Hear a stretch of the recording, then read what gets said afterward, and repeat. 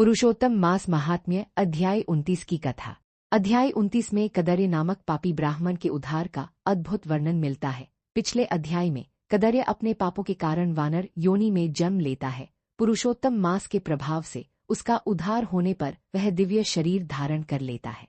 दिव्य स्वरूप प्राप्त करने के बाद भगवान के पार्षद पुण्यशील और सुशील उससे कहते हैं, हे भाग्यवान, अब हमारे साथ गोलोक चलो, जहां पुरुषोत्तम भगवान का सान्निध्य प्राप्त होगा। यह सुनकर कदर्य आश्चर्य में पड़ जाता है और विनम्रता से पूछता है, मैंने जीवन भर अनेक पाप किए हैं, मेरे जैसे पापी का उद्धार कैसे हुआ?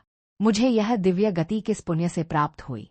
तब भगवान के दूत उसे बताते हैं कि पुरुषोत्तम मास का प्रभाव इतना महान है कि अनजाने में किया गया पुण्य भी असंख्य पापों का नाश कर देता है। वानर योनि में रहते हुए उसने पुरुषोत्तम मास में अनजाने में उपवास किया, कष्ट सहा और वृक्षों से तोड़कर गिराए गए फलों से अन्य जीवों की भूख मिटाई। यही कर्म पुरुषोत्तम मास की कृपा से महान पुण्य में परिवर्तित हो गए। दूतों ने आगे कहा कि जो मनुष्य पुरुषोत्तम मास में भगवान विष्णु की भक्ति, व्रत, दान, कथा श्रवण और नामस्मरण करता है, उसके बड़े से बड़े पाप भी नष्ट हो जाते हैं।